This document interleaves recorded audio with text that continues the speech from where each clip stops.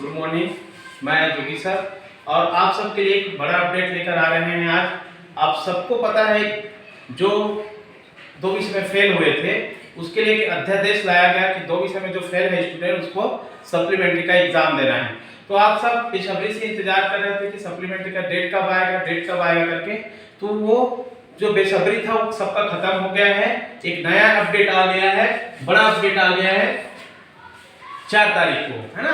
4 अक्टूबर को एक नया अपडेट आया है बस्तर विश्वविद्यालय के साइट पर, जिसमें जो 2 विषय में सप्लीमेंट्री आए हैं उसका आवेदन फॉर्म भरा जा रहा है। तो आइए देखते हैं कौन कौन सा डेट है, कितना फीस है, क्या क्या प्रोसेस है भरने का, फी का क्या प्रोसेस है, पेमेंट करने का, उसको अब कंटिन्यू बताते हैं एक करके।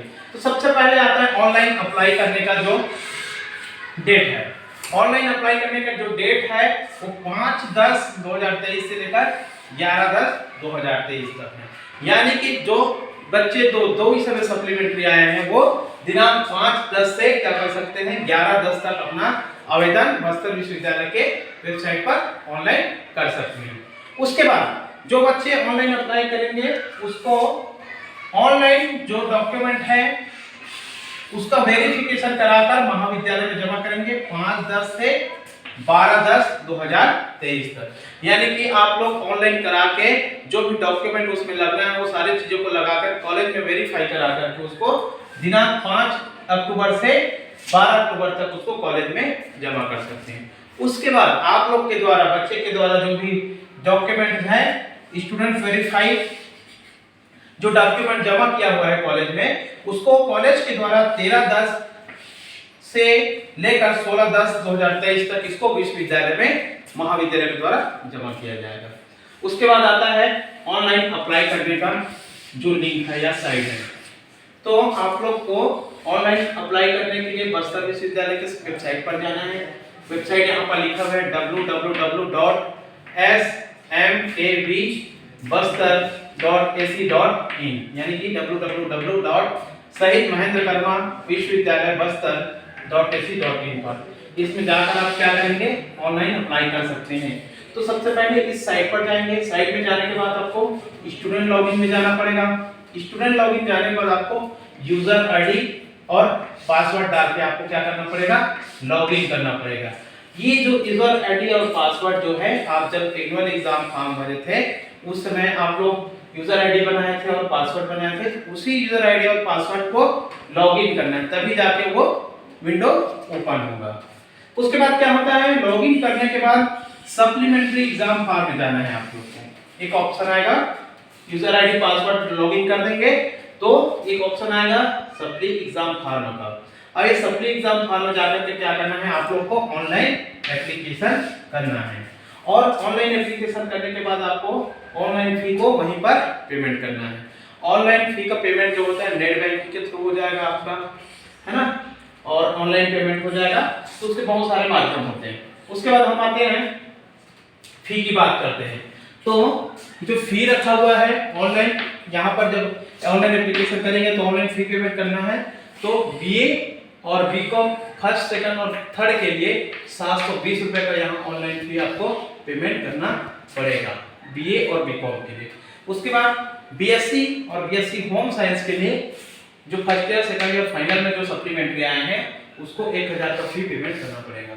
उसके बाद जो बीसीए डिजिटल और कंप्यूटर एप्लीकेशन के जो विद्यार्थी हैं जो फर्स्ट ईयर सेकंड ईयर में सप्लीमेंट्री आ गए हैं उसको ऑनलाइन 1000 का पेमेंट करना पड़ेगा। इसके बाद ऑनलाइन पेमेंट हो जाता है। उसके बाद आप जब कॉलेज में जाएंगे पूरे डॉक्यूमेंट लगा के, तो आपको क्या करना पड़ेगा, 30 रुपए का अग्रेशन शुल्क महाविद्यालय में जमा करना पड़ेगा। तो इस प्रकार से बीए और बीकॉम वाले को 720 प्लस 30 रुपए ये, और बीएससी होम साइंस वाले को 1000 प्लस 30, और बीसीए वाले को 1000 और 30 रुपए का शुल्क आपको देना पड़ेगा। अब आते हैं एग्जाम फी है उसका पेमेंट कैसे करना है ना। तो कई बार ऐसा होता है कि एग्जाम फी कर दे हैं, आपका जो फी कट गया है, फी पे हो गया, वो दिखा नहीं रहा है क्लियर, है ना, तो ये समस्या आ जाता है। उसके लिए क्या करना है, एग्जाम फी पेमेंट करने के लिए अगर एग्जाम फी आप पेमेंट कर दिए हैं और आपका एग्जाम फी का स्टेटस क्या दिखा रहा है, पेंडिंग दिखा दे रहा है ना, ट्रांजैक्शन कैसे दिखा दे रहा है, पेंडिंग दिखा रहा है। तो आपको क्या करना है, अगर ट्रांजैक्शन पेंडिंग दिखा रहा है तो आपको ट्रांजैक्शन कंप्लेन में जाना है। वहां पर साइड में ही बस्तर विश्वविद्यालय के साइड में क्या होगा, ट्रांजैक्शन कंप्लेन वाला ऑप्शन होगा। ट्रांजैक्शन कंप्लेन में जाएंगे तो वहां पर जो आप ट्रांजैक्शन जो किए हैं उसका आईडी है उसको डालेंगे। एक बार तो आपने ट्रांजैक्शन कर दिया है ना, लेकिन क्या दिखा रहा है, ट्रांजैक्शन पेंडिंग दिखा रहा है। तो ट्रांजैक्शन की जो कंप्लेन वाला ऑप्शन है वहां पर जाएंगे और आपका पहले का जो ट्रांजैक्शन वाला आईडी है उसको क्या कर सकते हैं, वहां डालेंगे, या तो फिर उसको कॉपी पेस्ट भी कर सकते हैं, है ना। तो उसके बाद क्या दिखाएंगे आप, उसके बाद अगला ऑप्शन आएगा ट्राई स्टेटमेंट, है ना। ट्राई स्टेटमेंट में आप क्लिक करेंगे तो आपका जो स्टेटमेंट है वो दिखा देगा, है ना। तो ये चीज करना है आपको। तो पता है कि जब से कोरोना आया था तब से क्या हुआ है, शिक्षा और स्वास्थ्य की स्थिति बिगड़ा है ना। तो शिक्षा के क्षेत्र में क्या हुआ था, स्कूल कॉलेज बंद हो गया था, पढ़ाई नहीं होता था, ऑनलाइन पढ़ाई होता था, जिससे बहुत सारी समस्या आती था।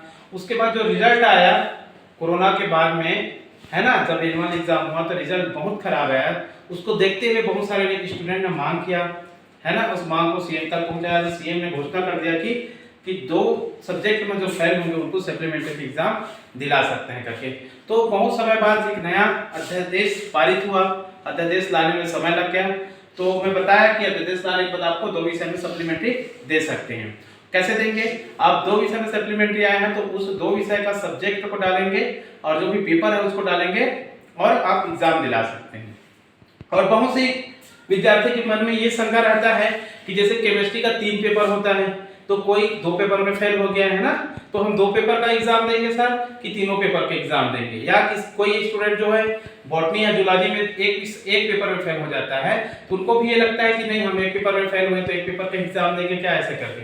जबकि ऐसा नहीं है, आपको अगर एक पेपर में भी फेल हुए हैं तो आपको तीनों पेपर का या दोनों पेपर का एग्जाम देना पड़ेगा। यानी कि केमिस्ट्री का एक सब्जेक्ट में एक पेपर में फेल है तो तीनों पेपर को आपको एग्जाम देना पड़ेगा। तो मैंने अभी बताया कि ऑनलाइन अप्लाई कैसे करना है, इसका फी का पेमेंट कैसे करना है, और कोई फी ट्रांजैक्शन में कोई दिक्कत आता है तो उसका कंप्लेन कैसे करना है ना। तो उसके बाद मैं बता रहा हूँ, एक कंप्लेन बॉक्स यहाँ पर है, कंप्लेन बॉक्स है। तो कंप्लेन बॉक्स का एक ऑप्शन होगा, है ना, उसमें आप बस्तर विश्वविद्यालय के साइट पर जाएंगे, जिसके www.shahidmahendrakarma-bster-bster.ac.in में आप जाएंगे। वहां पर जाकर अदर कंप्लेंट बॉक्स को आप क्लिक करेंगे, है ना। अदर कंप्लेंट बॉक्स को क्लिक करेंगे तो जो भी स्टूडेंट होंगे या विद्यार्थी होंगे वो अपना नाम डालेंगे, मोबाइल नंबर डालेंगे और यूजर आईडी को डालेंगे और क्या कर सकते हैं, वहां पर अपनी प्रॉब्लम को मैसेज बॉक्स में टाइप कर सकते हैं। यानी कि जो भी आपको समस्या होगा वो इस वेबसाइट में जाकर कंप्लेंट बॉक्स में क्लिक करके, है ना, जो भी स्टूडेंट है वो अपना नाम डालेंगे, मोबाइल नंबर डालेंगे और यूजर आईडी को डाल करके क्या कर सकते हैं, अपनी जो भी प्रॉब्लम है उसको कंप्लेंट बॉक्स में लिख सकते हैं, सबमिट कर सकते हैं। तो आपकी समस्या का समाधान वहां पर मिल जाएगा। इसके अलावा कुछ हेल्पलाइन भी इशू किया गया है यूनिवर्सिटी के द्वारा कि दिक्कत मत हो, या दिक्कत होता है तो हमको कांटेक्ट कर सके करके। तो यूनिवर्सिटी का एक नंबर दिया यहाँ पर 07782 229884 229215, है ना।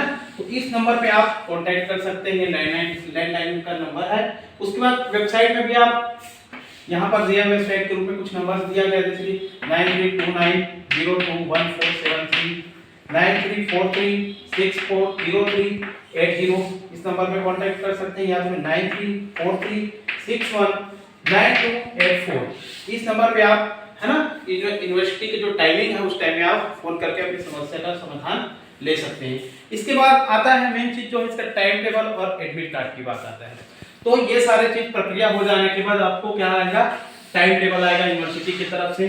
तो जैसे ही फॉर्म पूरा फिलअप हो जाएगा और टाइम टेबल का शेड्यूल तैयार हो जाएगा तो यूनिवर्सिटी की इसी साइट पर टाइम टेबल को फिर से अपलोड किया जाएगा, ये अलग से अपलोड किया जाएगा टाइम टेबल को।